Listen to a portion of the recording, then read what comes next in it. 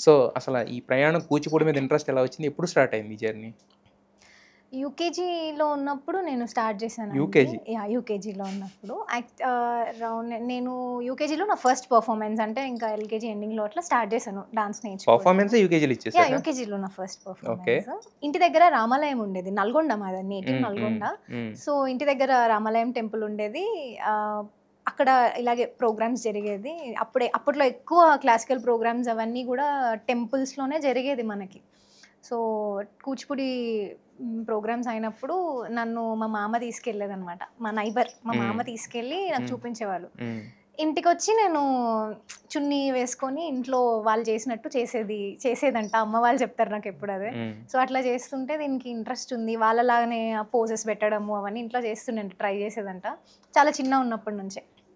So, ఇంకా మమ్మీకి కూడా కొంచెం డాన్స్‌లో ఫ్రెండ్స్ ఉన్నారు. బికాజ్ మా అమ్మగారు నేర్చుకున్నారనమాట. హ్మ్. హ్మ్. స్టార్టింగ్ చిన్నప్పుడు తను కూడా చిన్నగా ఉన్నప్పుడు నేర్చుకున్నారు. But okay. ఫ్యామిలీ ప్రాబ్లమ్స్ వల్ల అది ఆపేసుండే.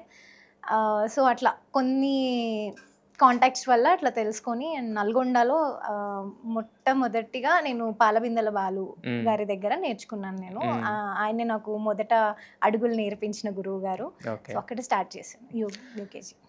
బేసిక్‌గా ఎల్‌కేజీ, యూకేజీ అంటే ఆటలు తప్ప అసలు పాటలని గాని, డాన్స్ అని ఇవి ఏమి ఉండవు గదా! బట్ అంటే పుట్టిన దగ్గర నుంచే ఇంకా మీరు డాన్స్‌కి అంకితమా ఏంటి ఎలా?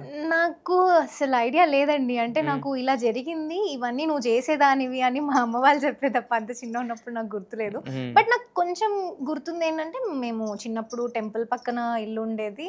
అండ్ మా మామ నన్ను తీసుకెళ్ళేది అలా బయటికి సరదాగా అనేది ఏదో కొంచెం ఐడియా ఉంది. హ్మ్. సో, అట్లా నేను ఇంట్రెస్ట్ చూపించాను. సో, అమ్మ గూడా మరెప్పుడు అడగలేదా? మరి అంత చిన్నప్పుడు ఎలా అంటే ఎలా గుర్తించారు? అంటే మీకు డాన్స్ పట్ల ఇంట్రెస్ట్ ఉందని గాని, సో, లేదంటే అదే నేను జాయిన్ చేద్దాం అది వాళ్ళ ఇంట్రెస్టా? ఇంటికొచ్చి మీ ఇంట్రెస్ట్? అవన్నీ వేసుకొని వాళ్ళలాగా డాన్స్ చేసేదంట నేను హ్మ్. ఇంట్లో. హ్మ్. అమ్మ చూసి దీనికేదో ఇంట్రెస్ట్ ఉన్నట్టుంది. ఎప్పుడు ఏవి గుర్తించారైతే. చూసొచ్చినా గూడా చున్నీలేసుకొని వాళ్ళలాగా ఇలా కట్టుకొని, నడుముకి కట్టుకొని ఇంట్లో ఏదో చేస్తుండేదంట. హ్మ్. ఇంక చూసి ఇంక స్టార్ట్ చేద్దాం దీనికి అని జెప్పేసి అమ్మ స్టార్ట్ చేషింది యెస్. అట్లా. యెస్. యెస్. అయితే ఒక కూచిపూడిలో చాలా ఫేమస్ అయ్యారు. చాలా అంటే మీ దగ్గర మీరు నేర్చుకోవడమే కాదు చాలా మందికి నేర్పించే స్థాయికొచ్చారు. అటు నుంచి ఫోక్‌లోకొచ్చారు గదా! మరి కూచిపూడి టు ఫోక్ టర్న్ తీసుకుంటున్నప్పుడు ఏం ఆలోచించారు?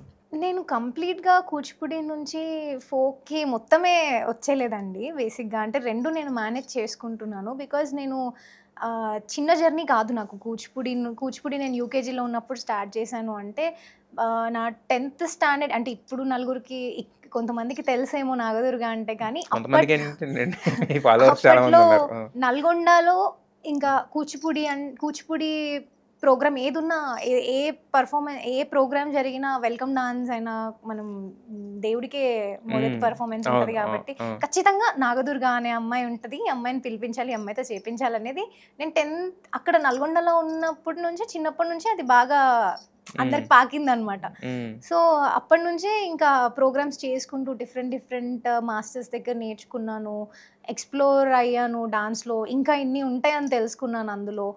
అండ్ వర్క్‌షాప్స్ అటెండ్ అయ్యాను. సో, అమ్మ ఇంట్రెస్ట్ అండ్ అమ్మకు కూడా చాలామంది డాన్స్‌లో ఫ్రెండ్స్ ఉన్నారనమాట. హ్మ్. అమ్మ ఇలా ఆపేశారు. బట్ అమ్మ కాకుండా మిగతా యెస్. ఫ్రెండ్స్ అందరూ కంటిన్యూ చేసిన వాళ్ళు హ్మ్. పెద్ద పెద్ద గురువులున్నారు. సో, వాళ్ళ దగ్గర మేము ఇన్‌పుట్స్ తీసుకొని ఎక్కడైతే బావుంటది అవన్నీ కనుక్కొని సో, అట్లా కంటిన్యూ చేశాననమాట. కూచిపూడి నుంచి ఫోక్‌కి రావాలన్నప్పుడు ఫోక్‌కి యాహ్! మైండ్‌లో ఒకటుంటది కదా! మనకి. అంటే హ్మ్. ఇప్పటివరకు కూచిపూడిలో మనకి ఇంత గుర్తింపొచ్చింది, ఇంత అవును. పేరొచ్చింది. ఇప్పుడు ఫోక్ అంటున్నారు.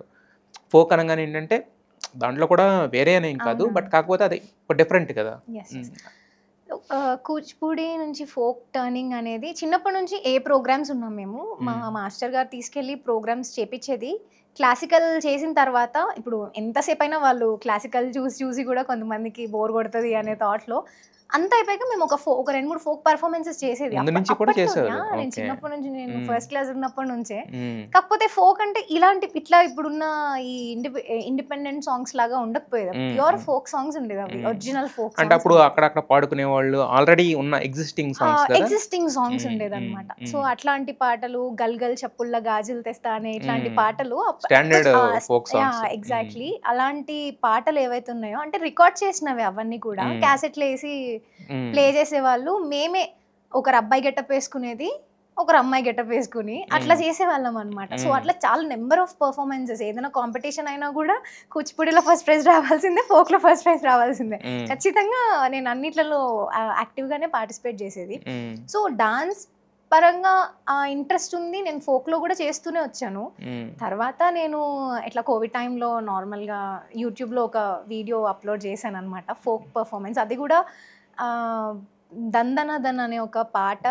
నేను అసలు ఫోక్ కంప్లీట్గా ఈ యూట్యూబ్లో సాంగ్స్ రిలీజ్ అవుతున్నాయి వాటి మీద నాకు అస్సలు ఐడియా లేదండి. అంటే చూసేదాన్ని కూడా కాదు, తెలియదు నాకు. నా క్లాసికల్ పర్ఫార్మెన్సెస్, నా ప్రోగ్రామ్స్, నాకు ఆ ఎడ్యుకేషన్ అంతవరకే అయ్యేది.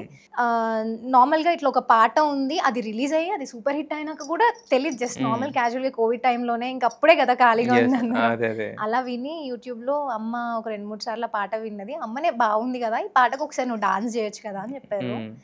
నేను యూట్యూబ్లో పెట్టాను, అమ్మో నేను అసలు ఫోక్ పెట్టాను అది ఇది అని చెప్పాను. అంటే ఫోక్ అని కాదు కానీ వెస్టర్న్ కానీ ఏది పెట్టాను, నేను క్లాసికల్ అనుకుంటున్నాను. అది కూడా అప్పుడే యూట్యూబ్లో 2-3 పాటలు పెడుతున్నా క్లాసికల్వి. సో అట్లనే ఒకసారి చేసి పెట్టరాదు అని చెప్పారు అమ్మ. సరే ఓకే అని అమ్మ చెప్పిన మాట పైనే చేశాను అది ఆ వీడియో. సో అట్లా ఈ సై టీవీ నుంచి నాకు అన్న వాళ్ళు చూసి క్రియేటర్స్, అంటే అప్పటి వరకు వేరే సాంగ్స్ చేశాను, కాకపోతే ఏంటంటే అవి చరణ్ అర్జున్ అన్న ఛానల్లో కానీ అవి ఇండిపెండెంట్, అంటే అన్న పాటలు తెలుసు కదా మనకి ఎట్లా ఉంటాయో. సో నేను చేసిన అప్పటి వరకు ఒక 5-6 సాంగ్స్ చేశాను, అన్న ఛానల్లోనే చేశాను, వేరే ఎందులో చేయలేదు. అందులో నేనే కొరియోగ్రఫీ చేశాను, డాన్స్ స్టూడెంట్స్ ఉండే, క్లాసికల్ రిలేటెడ్ అవి ఇవి అన్నీ చేశాను. ఆ తర్వాత ఫోక్ సాంగ్ పెట్టేసరికి ఇంకా అన్న వాళ్ళు అడిగారు, అలా స్టార్ట్ చేశాను. అయితే ఇప్పుడు మీ జర్నీ గురించి మాట్లాడుకోవాలంటే దానికి మంచి యాప్ట్ టైటిల్ ఏంటంటే అమ్మ చెప్పింది. అంతే కదా, అమ్మ చెప్పడంతోనే స్టార్ట్ అయింది. అయితే ఇప్పుడు ఆ టైంలో ఖాళీగా ఉన్నారు, చేశారు, ఫోక్లో పేరు వచ్చేసింది. బట్ ఫోక్లో వన్స్ ఎంటర్ అయిన తర్వాత దాంట్లో కంటిన్యూ అవ్వడానికి కారణం ఏంటి? అంటే మీకు వచ్చిన సక్సెస్సా, లేదంటే అక్కడ వస్తున్న రికగ్నిషనా, ఏంటి? సో బేసిక్గా అండి, అంటే నేను ఫోక్ అయినా ఏదైనా కూడా అంటే అంటారు ఒక సోలో సాంగ్స్ చేస్తుంది మా ఇట్లా ఇట్లా అని. నేను ఫస్ట్ నుంచి కూడా అనుకున్న ఒకటి ఏంటంటే, నేను ఒక కొత్తదనాన్ని నాకు క్రియేట్ చేసుకోవాలి. ఇప్పుడు ఓకే నాగదుర్గ అంటే ఇలా ఈ అమ్మాయి ఇలా చేస్తుంది అని నేను ఒక పేరు తెచ్చుకోవాలి అని అనుకున్నాను. అది ఈ టైప్లో నేను ఇది ఎంచుకున్నాను అనమాట. నేను ఇట్లా సోలో సాంగ్స్ చేద్దాము, ఇలానే వెళ్దాము అని. సో మా ఇంట్లో కూడా నాకు అదే సపోర్ట్ చేశారు. ఓకే ఇట్లా వెళ్ళు, ఇలా చెయ్యి అని చెప్పేసి. కంప్లీట్గా ఇందులో ఉండడం ఏంటి అంటే, ఫస్ట్ ఆబ్వియస్గా మీ అందరికీ ఎక్కువగా తెలిసిన పాట తిన్నా తీరం పడతలే అనమాట. అది హ్యూజ్ అప్లాస్ వచ్చింది నాకు. అప్పటి వరకు ఒక ఫోక్ సాంగ్కి కూడా అంత అప్లాస్ వస్తుందని నాకు తెలీదు. అసలు ఆల్మోస్ట్ చాలా ఫిల్మ్ ఇండస్ట్రీ నుంచి కానీ నాకే కాదు, సింగర్కి కానీ మ్యూజిక్ డైరెక్టర్కి కానీ అందరికి చాలా ఆఫర్స్ వచ్చాయి. అండ్ మా డిఓపి శివానక్ కానీ అందరికీ కూడా అప్పుడు ఆ టైంలో ఆ పాట అనేది ఒక మార్క్ క్రియేట్ చేసింది. ఫోక్లో కూడా ఎట్లా అయింది అంటే, బిఫోర్ తిన్నా తీరం ఆఫ్టర్ తిన్నా తీరం అన్నట్టు అయింది. ఆల్మోస్ట్ ఒక కొన్ని డేస్ మొత్తం అట్లా నడిచింది. సో ఆ టైంలో ఏంటంటే చాలా అప్లాస్ వచ్చింది జనాల నుంచి. అంటే బాగా girl to the next door అన్నట్టు, మీరు కంటిన్యూ చేయండి, మీరు ఇలానే చేయండి అని. సో వాళ్ళందరూ ఇచ్చిన బ్లెస్సింగ్స్ కూడా, సో అట్లా కంటిన్యూ చేద్దామని ఒకదాని తర్వాత ఒకటి అట్లా చేస్తుంటే కూడా ఇంకా నాకు కాన్ఫిడెన్స్ వచ్చింది. ఫర్ ద ఫస్ట్ టైం అనుకుంటా కదా ఫోక్లో కూడా ఎపిసోడ్స్ లాగా చేశారు యాక్చువల్గా, ఒకదాంతో ఆపేయలేదు కదా, సీక్వెల్. అంటే దాని గురించి నేను స్పెషల్గా అంటే హ్యాపీగా ఫీల్ అయ్యేది ఏంటంటే, ఫోక్లో ఈ మధ్య పాటలు పార్ట్ 1, పార్ట్ 2, పార్ట్ 3 అట్లా చాలా చేస్తున్నారు. బట్ ఒక సోలో సాంగ్ అంటే ఒక సోలో ఆర్టిస్ట్తోని ఫీమేల్ సెంట్రిక్గా చేసిన నేను ఒక పాటని అన్ని పార్ట్స్ చేయడం అనేది నాకు చాలా హ్యాపీ అనిపిస్తుంది. అయితే మీ సాంగ్స్కి మీరే కొరియోగ్రఫీయా లేకపోతే? లేదండి, కొరియోగ్రాఫర్ ఉంటారు. అంటే నేను ఈ క్లాసికల్వి చేసినప్పుడు నేను చేశాను. నెక్స్ట్ ఫోక్ సాంగ్స్కి వెళ్ళిన తర్వాత ఏమైందంటే చిన్న అంటే ఇప్పుడు డాన్స్ ఓరియంటెడ్ కాకుండా మొత్తం మనకు యాక్టింగ్ మీద, ఎక్స్ప్రెషన్స్ మీద ఉన్న పాటల్లో చిన్న స్టెప్స్, అంటే డాన్స్ ఉండదు అని అంటే అది నాకు ఇచ్చేస్తారు, మీరు చూడండి చిన్న స్టెప్స్ ఏమైనా చేయాలి అన్నా కూడా నేను చేసుకుంటా. కానీ ఇప్పుడు ఫోక్ సాంగ్ ఏంటంటే, ఫోక్ సాంగ్ ఒక కొరియోగ్రాఫర్కి చాలా పనులు ఉంటాయి. ఆయన ఒకటి నేర్పించడమే కాదు, చుట్టూ డాన్సర్స్ కానీ అంతా కూడా సరౌండింగ్ అంతా కూడా అదొక టైప్ ఆఫ్ టెన్షన్, అదొక హెక్టిక్ ఉంటుంది అనమాట. సో నేను ఆల్రెడీ ఇది చేస్తున్నప్పుడు 100% దీనిలో పెట్టినప్పుడు మళ్ళీ నేను ఇంకో దాంట్లో ఇన్వాల్వ్ అవ్వను. సో ఎందుకు అన్ని టెన్షన్స్ ఎందుకని చెప్పి రిలాక్స్డ్గా ఒకదాని మీద కాన్సన్ట్రేట్ అంటే చేస్తారు. 100% ఇవ్వాలి కదా, వేరే Yes, yes. టెన్షన్ పెట్టుకోకుండా అని. బట్ అనిపిస్తుంది ఎప్పుడన్నా కొరియోగ్రఫీ కూడా అంటే మీ ఊహ ఉండొచ్చు కదా, తప్పులేదు కదా. ఆఫ్ కోర్స్ అడిగారు Mm. నేను ఫోక్ సాంగ్ అంటే మీ సాంగ్కి మీరే కొరియోగ్రఫీ చేసుకోండి అంటే వద్దండి నేను ఇది యాక్ట్ చేస్తున్నా, డాన్స్ చేస్తున్నా కదా. Mm. అదేంటంటే మళ్ళీ డాన్సర్స్ ఎలా చేస్తున్నారు అదంతా చూసుకుంటూ అదంతా కొంచెం ఇబ్బంది అయితే వద్దులేండి ఇప్పుడు అని. Yes, yes. మరి మిమ్మల్ని పాడమని ఎవరు అడగలేదా? లేదండి అంటే డాన్స్లో ఉన్నాం కదా, Mm. సింగింగ్ నేర్చుకున్నాను. Mm. చిన్నప్పుడు నేర్చుకున్నాను అండ్ రామాచారి గారి దగ్గర నేర్చుకున్నాను. మరి అట్లా. ఇంకేంటి? అంటే నేను డాన్స్లో ఉన్నాను బేసిక్గా 100% అదేనండి, ఇందులో ఇప్పుడు పెట్టాను. పెట్టారు, ఇంట్రెస్ట్ ఉంది అంటే ఇప్పుడు నేను అనేది అదే ఇందాక ఏ ఆర్ట్ ఫామ్ ఈజీగా రాదు. ఇప్పుడు అవును. సింగర్ అవ్వాలంటే మామూలుగా నేను సింగర్ అయిపోతా అంటే కుదరదు కదా. Mm. మీరు నేర్చుకున్నారు, మీకు అది ఇది ఉన్నప్పుడు సైమల్టేనియస్గా చేస్తుంటారు కదా చాలా. అంటే సింగింగ్ అంటే ఇంకా డాన్స్ పైన పెట్టినంత ఇంట్రెస్ట్ పెట్టలేదేమో సింగింగ్ పైన, బట్ మరి నాకు ఇష్టం నేర్చుకుంటుంటా. yes,